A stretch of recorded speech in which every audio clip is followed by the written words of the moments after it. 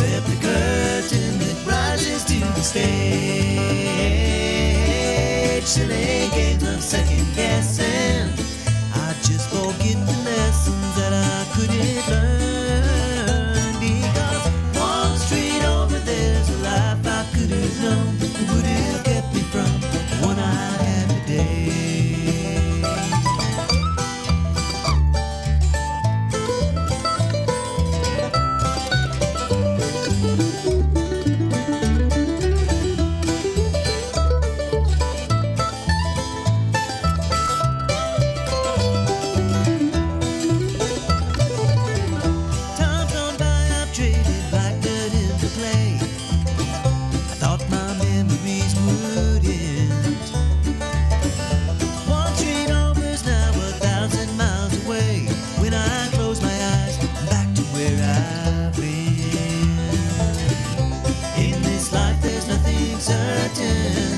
Simply curtain that rises to the stage.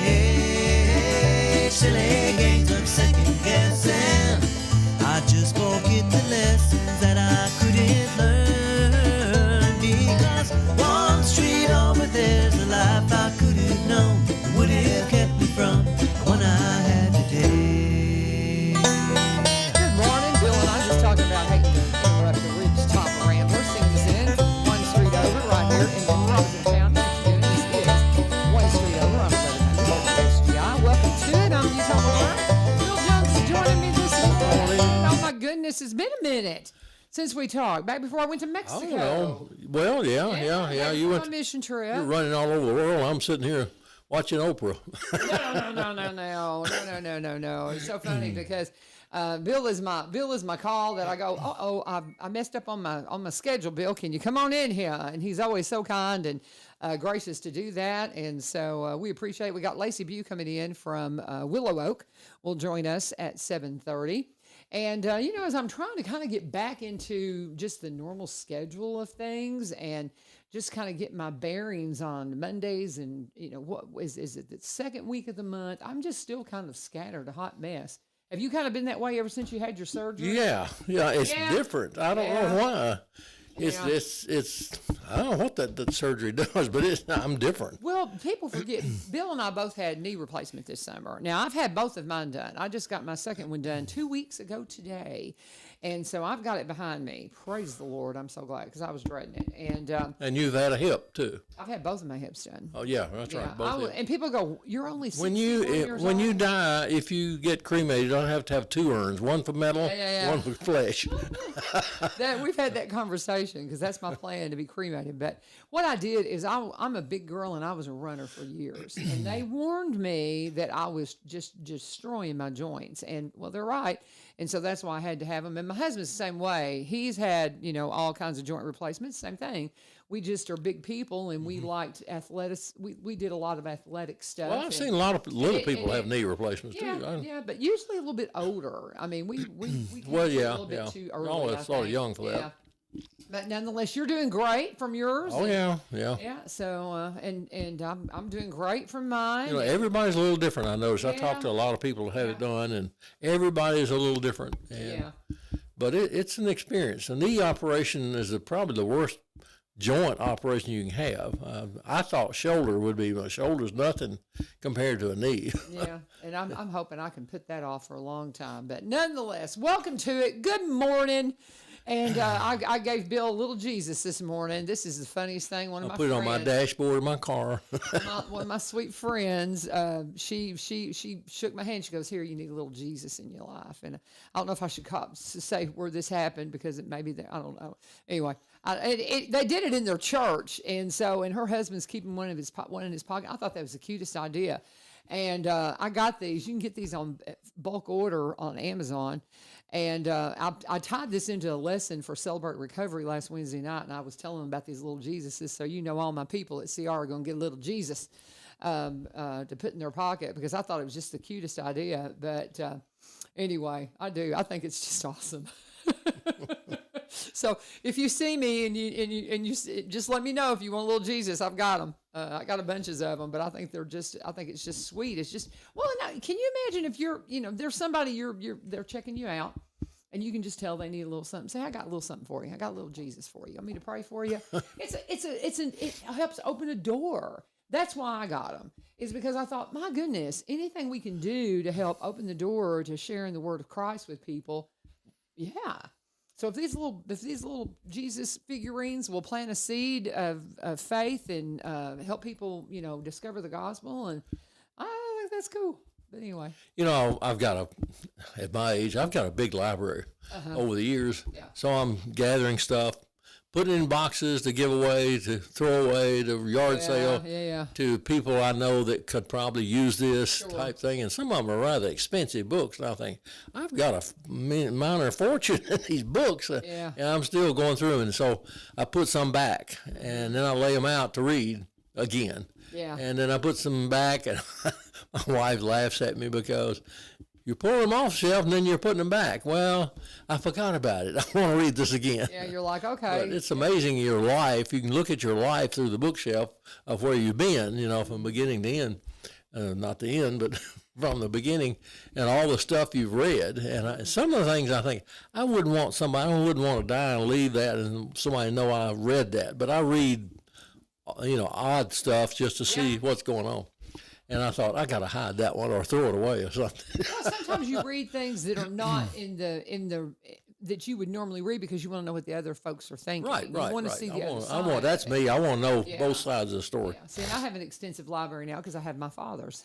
Yeah. And there's a lot of books, and he was the same way. You and my dad would have loved each other. You and him would have sat and talked. You would have had a good time.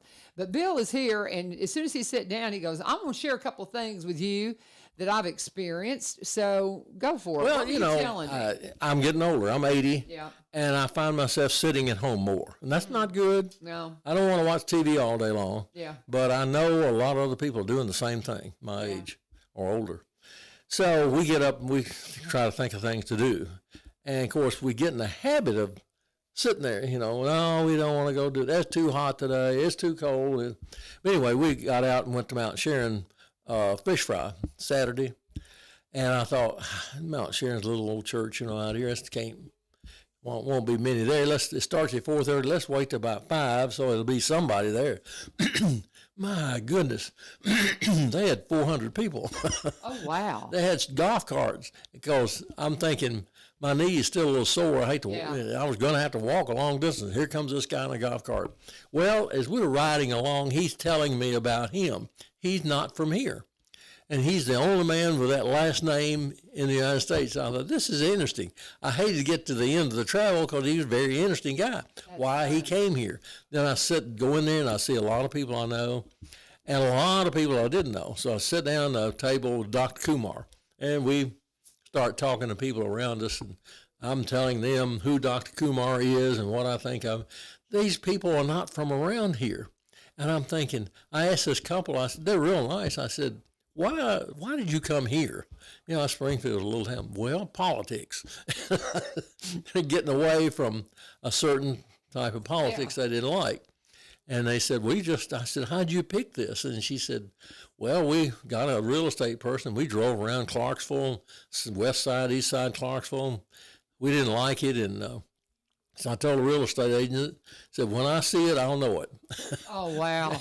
And she said, I know that agent thought I was crazy. But she said, I found a place up toward Greenbrier, and we love it. And they leave here and go off different things. They do different things for people. And that's the key to life, I think, is doing things for other people. You got to keep doing that. Mm-hmm. But anyway, it's so interesting, the number of people that's coming in here. Everybody that's living around me now is not from here. And it's just... and I noticed the traffic is getting thicker and thicker in Springfield. Oh, yeah. And I thought, maybe it's my age. I think I'm not, I'm just getting crowded feeling, but it is more and more traffic. And it really needs to be looked at. If they're not, I don't know. But we need some other routes in town because I'm here, I know all the little back streets and everything, but everybody else beginning to find them too. That's so funny. You mentioned my husband because of the time he spent with the buses, working as a safety coordinator for the buses. He learned all the back roads. Yeah. And I'm like, oh, this is fun. And that's one of the things. I didn't know all these back roads, but that is nice because the traffic is a big deal. That's something I'll bring that up with Mayor Vogel and Ryan Martin. Yeah, and well, that's another thing. I said all these people in government now are young. They're not pressed things like I'm thinking of, and also I keep saying this over and over. I said everybody's got to remember now, people that's going in 20 years, those people holding office for Springfield's mayors and aldermen, they're not going to be people from around here because it's going to be everybody moving in here is going to want to run for election of something, and we're going to have a different type of government. Not type, but we're going to have different people here that's not from here. Mm-hmm. I had a guy call me the other day. He's an old friend, and he says, I have this farm, and it seems that they're turning farmland into houses, and my farm has been with my family for hundreds of years, and I don't want to see it do that. So I had this idea. I think I want to put it in a farm trust. Yeah. So my kids can't sell it for land. I said, well, your kids may need the money. Yeah. I don't care. I don't want to see my land go. It's been in our family for hundreds of years. And I thought that's what's happening in a lot of places. Cedar Hill's fighting this now. They're don't want to see their land go away and just house after house after house built. And I don't either. I love going riding out on Sunday afternoon and looking at farmland and how pretty everything is. But if you see houses, that's not very pretty. Yeah. So, we really need to watch what we're doing. And I have seen, I was in the flooring business for a long time, and being in that business, I got to see constructions of houses, and some of them were bare minimum over the rules, and they're going to be slums quicker than they think because they're not built well. Mm-hmm. And that's happening all over the place. You can make all rules you want to, and people will slide around them and do things, and then they make their money and they leave town. Then they leave the houses with cracked foundations and cracked walls and everything. And what are they going to do? They can't go back to the builder. The builder's gone. Mm-hmm. So you have that problem, but we really need to have some forward thinking around Springfield because it's going to be different. It's not going to be like the little small town I'm used to and grew up walking to school uphill both ways. Mm-hmm. But I did walk to school. In the snow. But uphill both ways. You back then, you sort of afraid to let a kid walk down the street by themselves now. So anyway, it's just different. It's different. And I noticed going in restaurants, they have cash registers now. I know you go into McDonald's and the person waiting on you, they have a cash register, a picture of a hamburger, a picture of fries, and you push that button, and it tells you how much money to give back after that. Well, now, some of the cash registers, if they picture you money to give back, say 2 quarters and a dime and a nickel, it'll come up with a picture of 2 quarters, a dime, and a nickel. So I went into a restaurant last week, and I ordered a small item. I just need a little drink. And she said, okay, $4.38. Well, you have to figure in your mind pretty quickly that's about right. I don't know exactly the tax, but that's about right, I'm sure, because there's no telling. So anyway, I give her a $20 bill and 38 cents. Well, that's a problem. Uh-oh. She opens a cash drawer and she fiddles with the money, looking and thinking, and I said, oh, this is not good. So she calls over one of the other cash register girls over to her, and they're speaking Spanish, they're talking about what to do, and I thought, I don't want to tell them what to do, so I'm waiting, and I'm looking around and waiting, and then they call the supervisor. Well, the supervisor, I think they told the supervisor something different than what it was, because they were totally confused. Finally, they had to call a manager, and there were 4 of them standing there, and I said, I held up my hand, can I speak? And I said, the bill was $4.38. I gave her a 20 and 38 cents. She gave me 3 5s, And I said, no, I need $1 more. Yeah. Well, that's what threw him off. And he said, oh, okay, I understand. He gives me $1. That's all So I I'm do. standing there waiting for my drink, and everybody's running around. I wait 10 minutes, no drink. And finally, the manager sees me standing over. He said, have you been served? I said, no, sir, I haven't. And so he gets it for me, and I thought, maybe this is one time. But then I had a second time Saturday morning, same way. And I thought, things are getting strange. Really, people are different. And I don't know, kids are not being taught cursive writing. No, not at all. And my 2 grandchildren came to visit from California. They're teenagers. And I gave them some money. And they went back home, and I told my daughter, I said, have them just write me a thank you card. I keep cards that people give me. So she did, but they printed, but it was awful. I said, well, we're just used to hitting a keyboard or on a phone or a computer or something. I thought, they don't know how to write. Yeah. And I thought, what are we going to here? Yeah, I know. I know. How old are the grandkids? Teenagers. Yeah, but they couldn't. I mean, that's the truth. I mean, they don't I'm a high teach school cursive teacher. writing, and they're not pretty sharp in school. They're doing well. And They're used to keyboards. I just, I've got letters, and I save stuff way back. My grandmother gave me and everything. And sometimes they're hard to read because their writing is different. And I read old documents sometimes, and you have to get used to reading those things. You can't read them, but once you get used to it, you can fly right through them. But it changes over a period of time, our writing. And I love to watch that. And I have a friend who has beautiful handwriting. He'll send me birthday cards and all kinds of cards, and which I keep because his handwriting is just perfect. And that's unusual. Yes, and he's in his 80s. And but I just think back as a historian, I think back and go, where are we going? And I know where we're coming from, and it's sort of scary. And 20 years from now, who's going to be looking after the things I'm thinking of now? I noticed in a club I'm in, nobody's taking care of the history of the club. But I've got the history of it from way on back, but nobody's doing it now. Mm-hmm. So we're not taking care of history and taking care of people who have memories now. We really need to be interviewing them, writing them down. I know I'm a little bit toward that, type thing. But I know we had a thing in a few years at the middle school up here that we had people talking about different kinds of history, and several old people died right afterward. And so I thought, we have that on video now, and we have it on audio, and that's really important. It's going to be more and more important when you look back and say, oh, so-and-so, lived here 50 years ago or 100 years ago.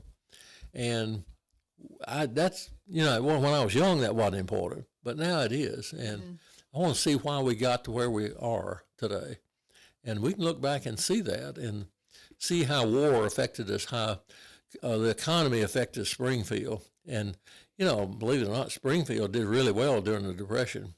Not as bad as a lot of them because we were so well-rounded at the time, and we had good businesses. Now the little businesses are fading out, and things are being replaced and are different. And we really need to look at that and make sure we're going the right direction. The little churches are getting smaller and the big churches getting bigger. And I got to thinking, well, I know Paul in the Bible, he would carry money from one church to another, from Ephesus to somewhere else. He carried money, and they don't do that here. And I thought, well, the big church ought to be helping the little church. Mm-hmm. If the little church is doing the same thing the big church is, why not have somebody come and be a teacher? Little church doesn't have a teacher to teach something, and maybe. Well, the big church can furnish one or intertwine with activities. And I think that's, and somebody said the other day in my Sunday school class, said, we read where Paul or someone would write a letter to another church where he had been before. Have you ever seen a pastor write a letter to a church they've been before? I've never heard of it. We really need interaction between, especially if it's the same denomination, you believe the same thing. It ought to be more relationships between churches, and they have organizations do that, but they don't. you don't see anybody. I've never seen anybody coming from anywhere else in there to help, but that's a need. I know we're talking over all kinds of stuff No, here. I think it's good. I mean, because we haven't get had a carried chance away. to visit, and that was the thing. I called Bill this morning. I said, "Why don't you come in?" He's like, "What are we going to talk about?" And I said, "We'll just catch up." And these are the kinds of things because, like you said, you're 80 years old, and you've I don't feel it. You see a lot of different things. I remember I talked to Mrs. Blankenship, Miss Charles Blankenship, years ago, and we was over her house. She was older, and I said, "Let me ask you something, Miss Blankenship. How you feel inside now compared to when you were young?" She said, "I have the same desires and the same everything I had when I was young." Yeah. I thought, I never forgot that. I thought maybe my mind changed, but it doesn't have the same, but I just can't do them, Body just I'd doesn't. love to do this, but I can't do it. The spirit's willing, but the flesh is weak. yeah. But that's You just have more impacted in your mind Yeah. saying, don't do that or do that, because you know from the past what works and what doesn't. So it's good to be old. Yes, but I agree. It's good to be able to look back and see your mistakes and say, don't do that again, and be able to, you can tell somebody, but the experience is much better than the telling. Well, I was telling somebody about you the other day. I said, I was talking, well, I don't know. Did you hear the piece I did on Friday where I talked about Philemon, the book of Philemon? No, I did Go not. back and listen to that if you get a chance to, because I mean, it's one of those things. Our boss here, Ilyu Maldonado, wants us to do more podcasting and do like little contained podcasts that are completely spiritual in this context. Yeah, I And think so that's a good idea. That was kind of a little place to kind of put that out there and to see how it sounded. And I went back and listened to it, and I've chased a few rabbits, but I think I could put it together. And so that was just my effort to kind of see how that would sound. And as I was presenting that, I said something about how that the kind of gave the reason for why I'm in this deep study scripturally. And I said, yes, Bill Jones and I both said we wish we had come to this sooner. Yeah, Because right. it's one of those, if I could have just been on fire for this kind of study back when I was in my 20s and my 30s, my goodness, what, where I could be at that, but I got distracted with kiddos and family and raising kids and all of those things. Yeah, we get distracted. So, yeah, you get busy. You get busy. Let me pause and do a break right here. We're going to talk, we're going to continue talking to Bill Jones. We've got Laci Beu coming in from Willow Oak here in a few minutes. But I just wanted to say hi to Bill. We both have had the knee replacement experience this summer, and we got together and talked about that and just encourage you, don't live in pain. You can overcome that, guys, and there's a lot of good doctors around that can help you with that. But I want to talk to you about real good realtors, my friends Barry and Rebecca Richards with Exit Prime Realty. Cannot say enough about these folks. They are there to help you. I have so many. It's so funny. I'll call Barry with I've got to call him, as a matter of fact, because I've got some electronic questions I need to ask him. And he was a media marketing vice president for 17 years. And he brings that marketing expertise to the real estate table. That is priceless, guys. Being able to present your property in a way that is marketed so you make sure you've got the right photography and videography and maybe drone footage that you need. Rebecca came out of a radiology background of all things many years ago and went into real estate. And they have so much diversity in their background because they've done a lot of different things. They're from Kentucky. So while they've been in Cross Plains for about 30 years now, they specialize in Robertson County properties, but they also buy and sell in the surrounding counties and across the state line in Kentucky because they're from Kentucky, just like me. And so whatever you have that you're needing to find out about when it comes to the real estate community, reach out to Barry and Rebecca Richards, Exit Prime Realty. He's got the brokerage office right here in Springfield. She has got the agency office up in White House. They combine those two offices to bring you a new branch in the Exit tree. It's Exit Prime Realty, great friends of this program, longtime sponsors. Cannot say enough about how much they do for us in the community, and you will love having them at your real estate table. You can give them a call, 615-504-7425, 615-504-7425. Always please let them know that U-Turn sent you. Talking with Bill Jones and all the things that we're discussing. We've been talking about this issue with the person not being able to touch. That is something. Experiencing it. I know I'm not the only one. Well, and I think a lot of it is we've got a lot of folks here that English isn't their first language. And whenever I was in Mexico trying to, count pesos out and all that. And so I think that's probably a lot of it is you've got a language barrier. Yeah. And, I've got a kid in my class that just walked in, and he's brand new and Piquito and very little English, Piquito English, and now we're having bring him into the curriculum. It's very difficult, you know, sure. and they're sweet kids, and you just try to help them, but you know, it's You know, a I lot, would. but it's very different. To me, I think differently on a lot of people, and I think I want to do something different today or this week or this year. And I would want, if I was in your situation, to learn more Spanish words I need to. so I can relate. I would want to do that and make myself add to my vocabulary all the time. Well, and you're right, and it's something I desperately need to do. I bought a book. I had 3 years of Spanish in college, but I bought a book, you know, Spanish for Dummies. Yeah. And I do that, you know, and then I'll set the book aside. But just to do different things, you don't want to let yourself get stale sitting in one spot. And, you know, the other day, you mentioned drones a minute ago. So I went and bought a cheap drone. I thought I used to fly drones. I have a license, you know, and all that. I went and bought one of those. I thought I need to get back into this thing because I thought I make myself, even though I said, I don't want to do that. I'm too old. But I make myself do those things, you know. I think it's good for me to make my mind get out of the rut and think another direction. Right. Yeah, it's a very good idea. And I don't have the agility I used to have, so I ran the thing into a bush. But anyway, I think it's good to come up with something every week. So what can I do differently this week than I haven't done in 50 years or never done? And I think that's healthy, mental healthy, I think. I may be crazy, but anyway, I do that all the time, just come up with stuff. And maybe it's a video game, you know, I hadn't looked at, you know, but going around. Have you ever played video games? Yeah.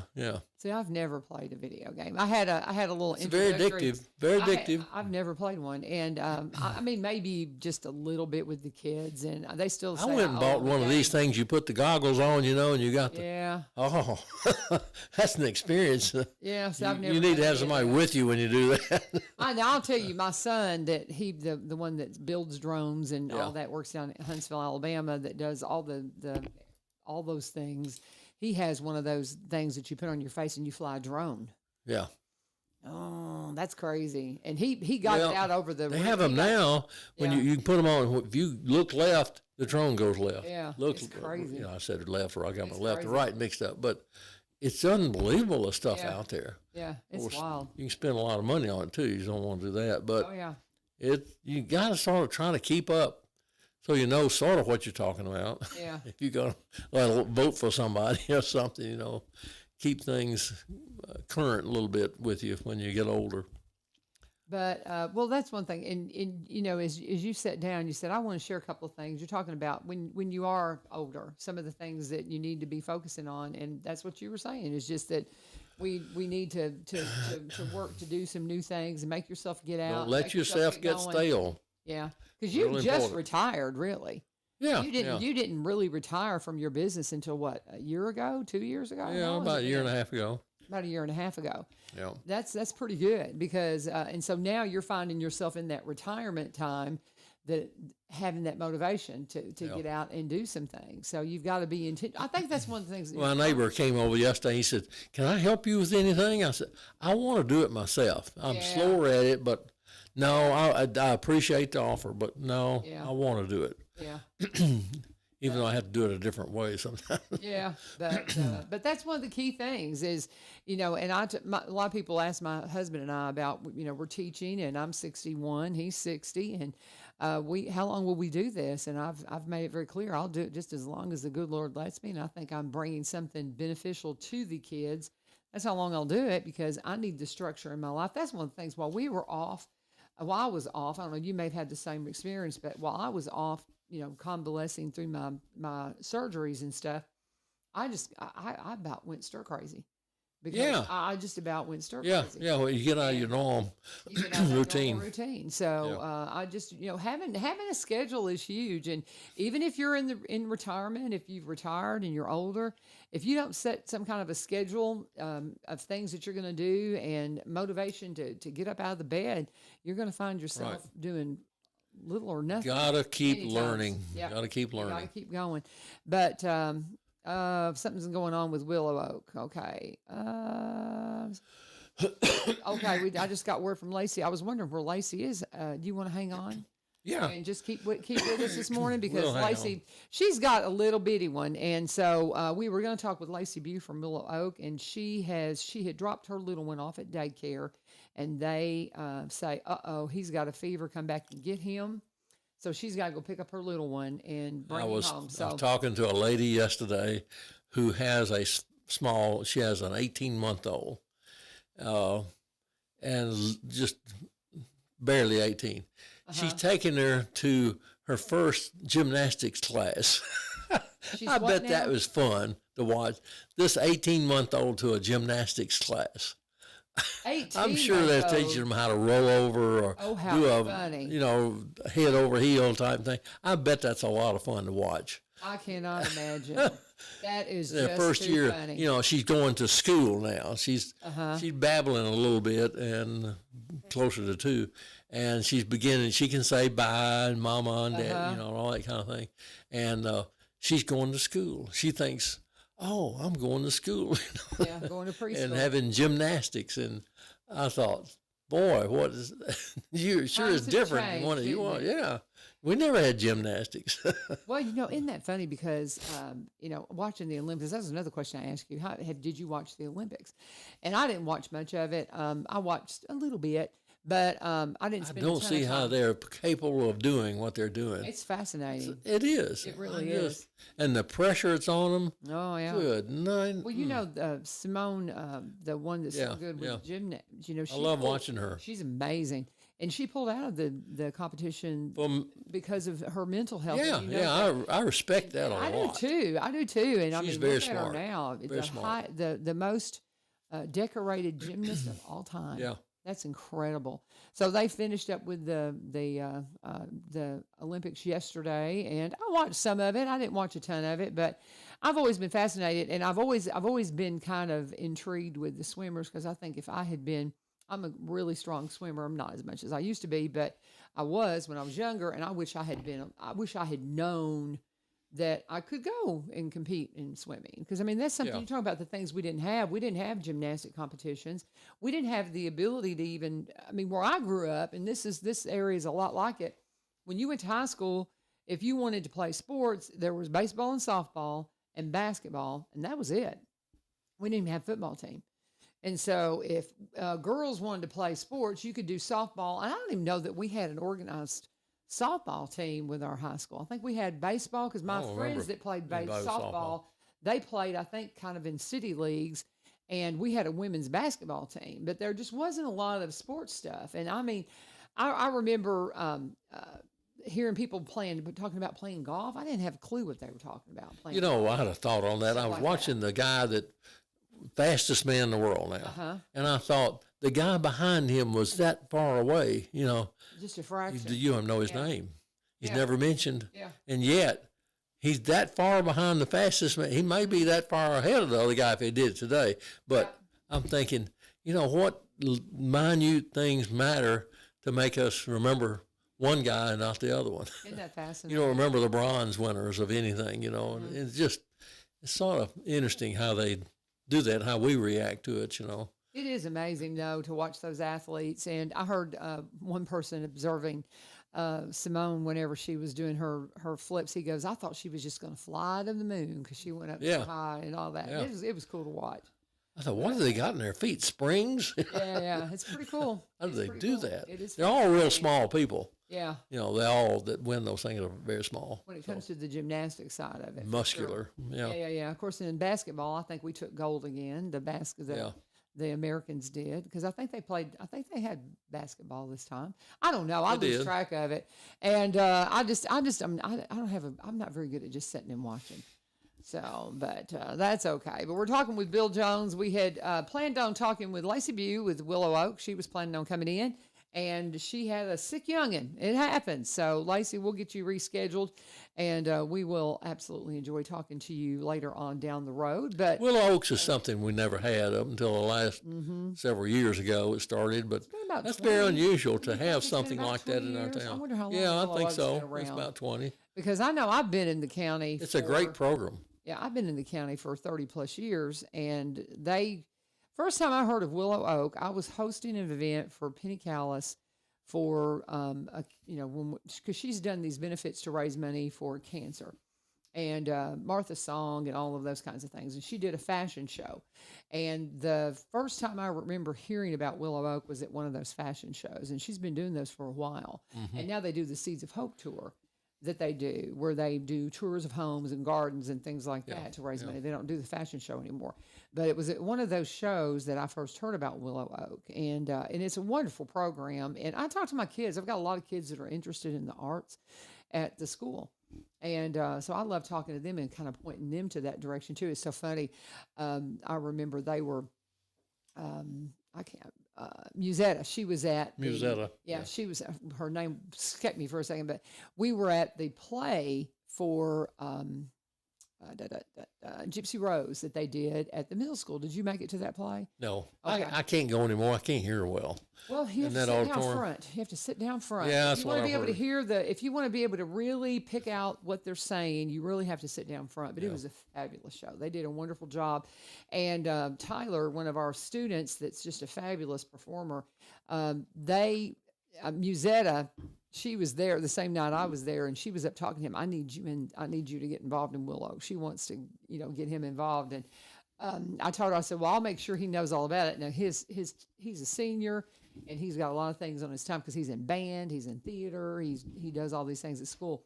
But I got so tickled at Musetta recruiting her some voices. I thought that was adorable. But that's a great program, Willow Oak is. And so we'll get Laci back in once Ollie gets better, and we'll talk to her because they're going to have their art show in the park, the art in the park. Yeah, that's good. I like Coming that. up next month. It comes up in September. I know last year it hit the same time as the fair. And so we'll have that coming up because, the fair, the fair was wonderful. I know. Did you get out to the fair There's at a all? lot of people there. There was a lot of But people. I have thought about the fair. I don't understand why they're having it 1st of August. You can't have tobacco in it because tobacco's not ready. Back years ago, they had it in September and sometime in October because you had tobacco they could put in there. But I don't know why it's so early this time. Well, you haven't been listening to the show then, Bill, because Right, we I talked haven't. about it. We explained it. It's because they can't get the carnival Kissel. They can't get the carnival, and they have to basically schedule. That was the reason why last year, I hated to see the fair on the same week as the art in the park. Yeah. But Laci was telling me that's the week they've been doing it forever. And so that's when they always do it. And I want to say it's about the 3rd weekend in September or the 2nd weekend in September. And the reason why, I loved having the fair at that time last year too, but it's because of the carnival. If you want to get Kissel, you've got to do it when they can come, and they're worth the wait, is what, all Always the fair big boards deal. told me. And so it looked wonderful because of my knee surgery. I thought I was going to try my best to get out there on Thursday. And they even told me they'd drive me around in the golf cart, but I just didn't feel like it. After getting through school last week, going back to school just 1 week after surgery was really rough last week, but I got through it. You remember Tiny Tim? Oh, goodness, yes. Tiny Tim was at our fair one time. You told me that. That guy was weird. Oh, yeah. But he had a ukulele. Of course, young people don't know who he is. Yeah. He was a strange guy. He'd sing tiptoe through the tulips with a ukulele. Yeah. And so I went back and saw him. He was in a trailer at the back behind our fairground there. And all he wanted was a pizza. And I found out later that that's all he ate was pizzas. And he had a heart attack, Well, I died. wonder why. But he was eating pizzas and drinking Cokes. Then they had a bear that people wrestled. I remember the guy that used to deliver bread to Kroger's wrestled a bear, and they would give the bear a Coca-Cola when he got through, and he just guzzle it down, That was his reward for the wrestling match. He didn't hurt anybody, but he was so strong, he just pick up a 200-pound guy and lay him down, This is what we used to do at the fairs, Yeah, y'all. the fair used to be. This was high entertainment. Yeah. And I've got, when I can remember, because I grew up in the 60s and the 70s, and I do remember being a kid up in Mayfield, and because I grew up out in the county, but Mayfield's where we did all of our stuff. We didn't go to Paducah a lot. We went to Mayfield. That was our county seat.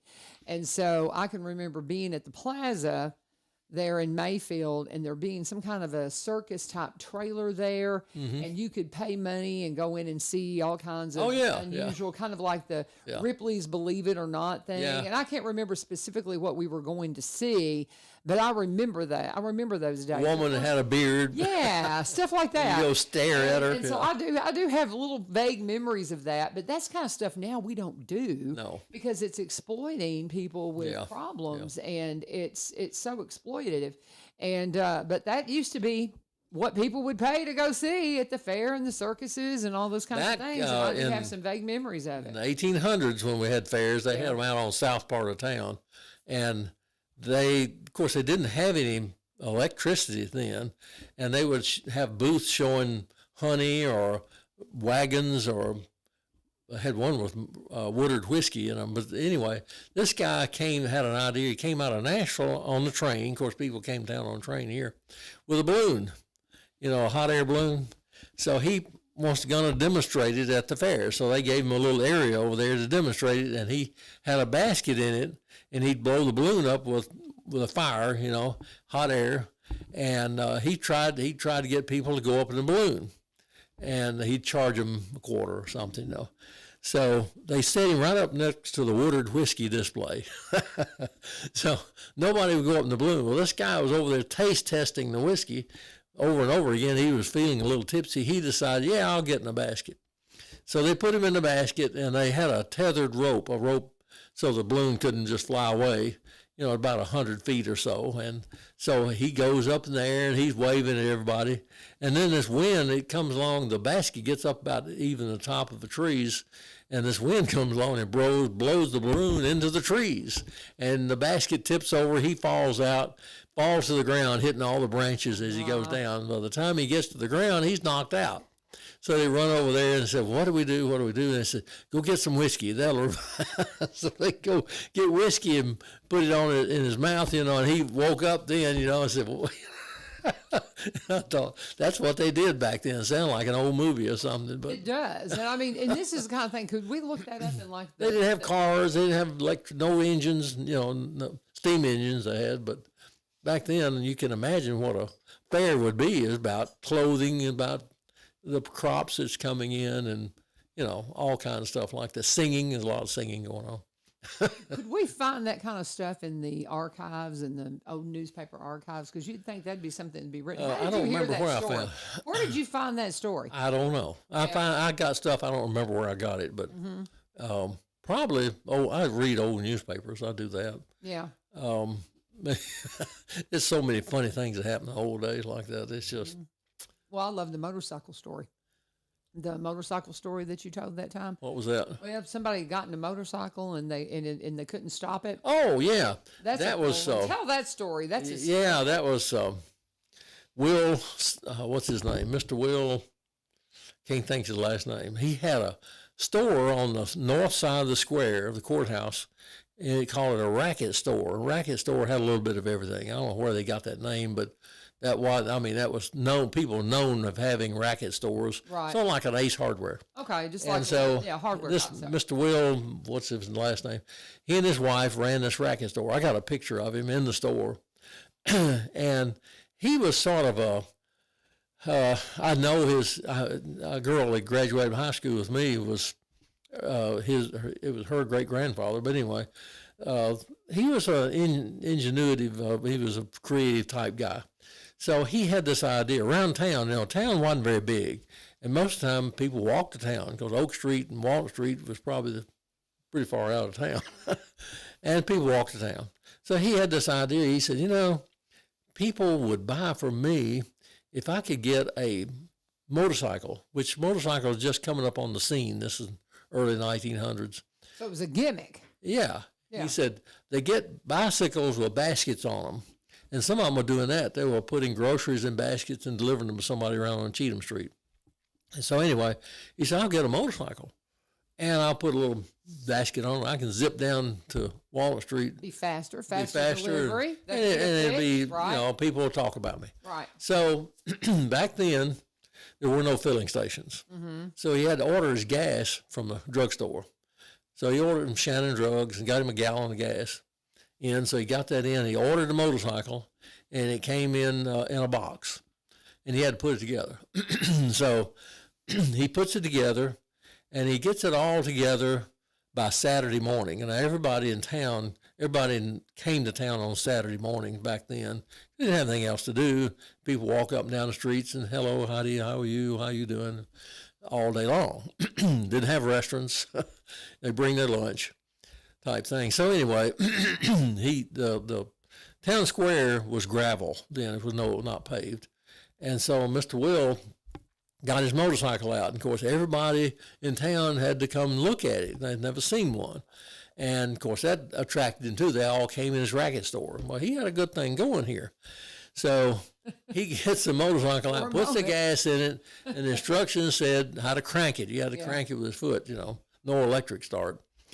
So he cranks it, and he gets on, and it's puttering, not like motorcycle did, but put, he started puttering around the square, and people, that scared the horses, because there's horses then. That's hysterical. So they had to hold the horses while he run around the square on his motorcycle, and he was going around and around the square, and people stand there, cheering him on and hollering at him, Mr. Will, stop. Let me see it. No, he's going on around, went on around, way on around the motorcycle, the public square on a Saturday morning.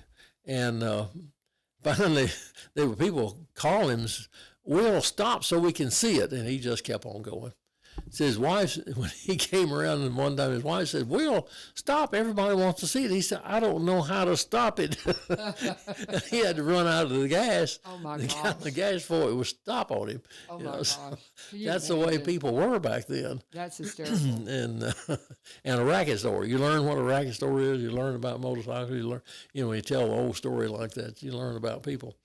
I love it. That's great. That's one of my favorite stories, and I've heard you tell a lot of them, but that's one of the funniest ones is because I can't even imagine that it's something new and everybody wants to look at it, and he can't even stop. 20 years ago, there was a movie on the square, and they put dirt all around on the square. For the Jesse James. And Jesse James movie, and they had horses up there, and they were making the scene over and over and over again where they run the horses one side to another, and Johnny Cash was in the movie. Right. Well, I'm up there with my little Argosy 35 millimeter camera, and I'm taking pictures like crazy, and I thought, man, I've taken a lot of pictures. I must have had a big roll of film in there. At the time of the afternoon got there, I realized I didn't have any film. Oh, you're kidding. I was going to say, you've got pictures of that? I didn't get any film. I didn't have any film. That's hysterical. So later, I was, Channel 5 did a special on me at 6 o'clock news because somebody gave me my name as a ham operator. And they had a hurricane down in the Dominican Republic. Mm-hmm. And so they called me and said, could we send a reporter out and you make contact with somebody down there? I said, well, we'll try, but I don't know, it might work. So they did. Here comes one guy on the camera. And I said, look, I just built a new antenna. I'm really proud of it. I want you to take a picture of the antenna because I really am proud of this antenna and put that on there. Okay. So he goes up in my little room above the garage, and I'm trying to make contact somebody in the Dominican Republic. And I did, which I was surprised. I got so quick. And there got a guy near the airport, and he said, yeah, this little plane turned over, wind turned it over, and blah, blah, blah. So the guy said, that's all I did. I'm going to wrap it up. So he wrapped up. I said, put my antenna on there. So you better. 6 o'clock news comes on. He has my antenna on there, and I'm really proud of that thing. And they do the news thing. So in about 15 minutes, my phone rings, and it's Johnny Cash. And he said, I saw you on the news, and I called the station. They gave me your number. I have a condominium down there. I just wonder if you could find out if it's okay in this hurricane. I said, well, it might take me a while, but yeah, I'll see what I can do. He gave me the address and everything, so he hangs up, and I get on the air. And lo and behold, I caught a guy first pop out of the box, which is very unusual. He said, I can see his condo where I am. There's a palm tree down in the yard. That's all that's wrong. I said, well, that's fantastic. And so I called him back, and I tell him, I said, there's a palm tree down in the yard. And I said, this is very unusual. I don't usually can do it. It might take me a day or two to find somebody. He said, well, that's fascinating. And I told him about my camera experience. And he said, well, I'll send you a picture. I said, okay, thank you. Funny. He gave me his personal phone number. He says, just come see me anytime. And I thought, good night. Did you? No. Bill. So anyway, he he's one says, of my heroes. I've I got a friend that has a condo down there. Would you mind if I have him call you? I said, oh, that's fine. A few minutes, Chet Atkins calls. I was just blown away. So I've heard you tell this story before, but this is just so good. I want to hear it again. Chet Atkins had a ham radio license. I knew he did. And we talked for a minute. He said, well, can you find out anything for me? I said, well, you may know. It's difficult to do. I might find somebody right off, I might not.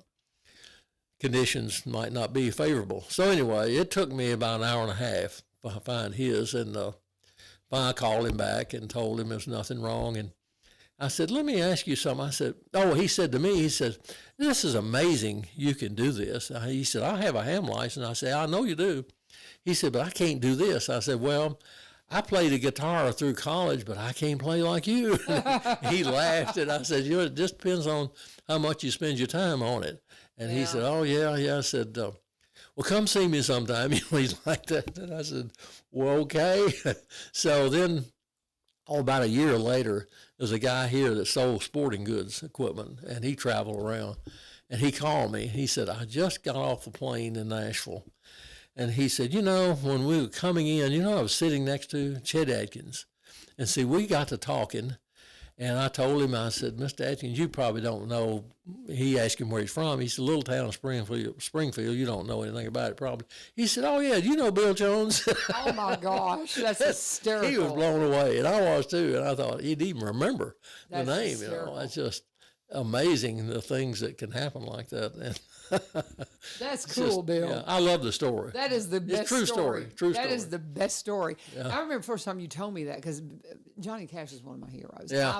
I've met a few people in country music across the, and I mean, just here and there, because I was always, my radio experiences in Nashville have always been in news talk primarily, or rock music or something, contemporary type music. So I've never really worked in country music except for about a year. I was at SIX, and so I didn't get that experience of getting to know these artists. And I would have always loved to have met Johnny Cash. I can't believe he said, come see me. You didn't go. They're just most of them are just so down to earth. They really are. They really are. Barbara Mandrell's mother I got to know real well. I sold them computers, all the Mandrell family. And I went over their office. I remember when I sold them the first computer, their fan club president, I helped get a ham license as a lady in Nashville. That's how I got in with them.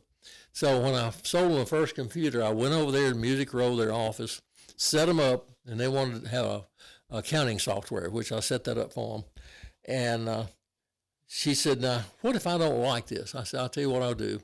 Give you 30 days. If you don't like it, I'll come pick it up. Yeah. Okay. So 30 days went by. I kept going every week. I'd go over and check with them, make sure everything going all right. So at the end of the third day, she said, this is Barbara's mother, Ms. Mary.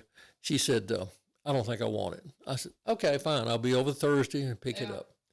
So I go over Thursday, and she said, well, I just want to see what you were going to do. No, we want it, and we want 6 more. Oh, how funny. She was wanting to see if you were a man of your word. Yeah, that's what she wanted to find. She said, so many people try to take advantage of us. And I said, I understand that. And then I was in there one time, and they were ordering T-shirts for their fan club members. Mm-hmm. And I'm sitting over there doing something else, and of course, they were talking about it in their accounting software, what they were going to pay, and they were going to pay like $3 a shirt, something like that. And I said, you don't mind if I just make a suggestion? She said, yeah, what? She said, I would get the $5 shirt, because I don't think that $3 shirt's going to hold up, and you don't want somebody complaining. Yeah. Well, no, we're going to go on to 3. So they did. They ordered all these $3 shirts. Then they started getting people complaining and writing back in. Well, it tore up the first time I watched that thing. I said, you're going to have to go get the 5 or 6 or whatever it was shirt to replace them, because you don't want that out there. And that's what they had to do. That's funny. But they were good people, Very good people. And again, I haven't had any personal association with very many people in the music industry, but I know friends. Devin O'Day and I are friends, and she knows everybody. And you can't, she talks all the time about how genuine and wonderful that they are. And so I've been able to meet. I know a lot of people pretty closely that had great interaction with them, and never a crossword to say about them. Now, so there may be a few that you're like, okay, they're not. Well, I ran into Mary. Yeah, and then you run into some divas. I'm gonna have to do a break here. Yeah. Go ahead. Hold your thought for a minute. Okay. We need to talk about Veterans Motorplex. This is another. We could go down the road of talking about Veterans Motorplexes, the old Highland Rim Speedway, and I guarantee you Bill would have some stories as well. But it's always fun just to visit with Bill Jones and get some of the history of this county. It is so much fun. But we really appreciate him coming in and doing that. But we won't have time to talk about Veterans Motorplex and the history of it, but we will tell you that they are one of our loyal sponsors to this program. We appreciate them so much. They're always on the air during their season, and that will run through October. I keep kind of teasing them. I think that I wouldn't be surprised if this season didn't extend into November a little bit because they got a late start. They were doing a bunch of renovation out there. It's a beautiful place. It's a fun place. It is a family-friendly place. And if you want to go out and take your family and have a big time, a very nice time at the races, this is the place to go. It's the old Highland Rim Speedway. It's now called Veterans Motorplex. They're up here at 6801 Kelly Willis Road in Greenbrier. If you have questions, you can give them a call at 615-430-3135, 615-430-3135, and find out all the action that's going on. There's racing every Saturday night, unless it's raining. Sometimes the rain pushes them off and they can't do that. But for the most part, you're going to see them out there racing every single weekend. And it is a great time. A $40 ticket, guys. A $40 ticket will get up to 6 kids and 2 adults in for one $40 ticket price. You can, of course, go to the concession stand and eat. You don't have to eat before you go. They've got a great concession stand, no alcohol served, which is unusual for the races. Truly a family-friendly place, and they want to invite you to come out before the season's over. They run through October. Veterans Motorplex. When you get by there, please always let them know that you turned to the show. Bill Jones, what were you about to say before I rudely interrupted you? These people, regular people, and I remember running into Mary Mandrell at a drugstore in Rivergate Mall, and I said, "Hey, Mary," and Mary, who's Mary? That was the mother of Barbara. Oh, and okay. And so I said, "Hey, Mary, how you doing?" And she runs on me. She had dark glasses on. She said, "Don't call me by that name. So I don't want anybody to know who I am." Oh, how because funny. and I said, "Oh, I'm sorry. I didn't realize, Bother them. Yeah. So they, they have a limited life because of that. They just can't go out and go to McDonald's and get a hamburger without being flooded with people. That's their one thing. downturn. Working around Glenn Beck for several years and having a friendship with him, I saw that. I mean, you give your life when you have fame, you give your life over to it, and you don't have a normal life. And right. I mean, he just steps out the door, people are just all over him. And so, I mean, it is, I mean, people like, oh, I want to be famous. Do you really? Do you really know what you're asking for? Because it is a lot. But any other parting thoughts on as we head out the door here? Because we've used up our time, Bill. We got an hour together. Lots of thoughts that swim around in my mind. Yeah. Come out somewhere I don't want it to sometimes. So, well, I'm gonna challenge you. Get your schedule going. Get out. Don't be staying home. I gotta think of something today. You gotta think of something to do. But if you've got something for Bill to do, reach out to him. No. No. My phone number is BR549. There you go. One thing too, though, if you're wanting a great speaker for an event or something like that, I'm going to be at the TFA meeting tonight. Oh, you are. Tennessee Firearms. Are you speaking at that? They want to know what best thing in communications in times of disaster. Okay. What they can have, what they can use. So I'm going to give them some information I wish I had about the times. What time are you supposed to be there? 6. You're supposed to be there at 6. Now, they do a potluck. Yeah. Are they going to feed you Greenbrier. beforehand? Yeah. And it's up there at the VFW in Greenbrier, Yeah. and you can't miss it. And, I'm so glad you mentioned that then. But the Tennessee Firearms Association, great organization. You can go tonight, and you can hear all about some of the things that Bill's got going on. He's a fascinating guy. They not only do guns, talk about guns, Yeah. but there are other things too. So they're talking about Interesting bunch. Usually a pretty good crowd. That is interesting. So that's one thing we were talking about, and I'm over time now, but we were talking about the needs of the terrestrial signals and radio signals. I had this conversation with some of my students. Well, people don't listen to radio anymore. I said, but you'll always have it because the government's going to make sure it's there because in the event of an emergency, that's the only way we can communicate. Right. So they're going to keep it up. That's great. Well, TFA tonight, you can go and hear Bill. And if you want a great speaker for your organization, bring a dish if you come. Yes, bring a dish. It's a potluck, but great guy to have come to your event and speak. Great friend of this program. Thank you, Bill, for coming out. Yes, ma'am. Helping us out today. Thank you for the little Jesus. There you go. Everybody needs some. You need a whole lot of Jesus, but man, just everybody needs a little bit of it every day, every minute of every day, and you get a little Jesus. Isn't that cute? I just love that. I think that's hysterical. Laci Beu, we'll get her rescheduled. So sorry, Ollie. I hope you're feeling better soon. And thank you for joining us here on 1100 WSGI. We'll be visiting with Dr. Danny Weeks, our director of schools, tomorrow. So that'll be a fun visit. I hope you'll be with us. God bless. Have a great day. Again, this is 1100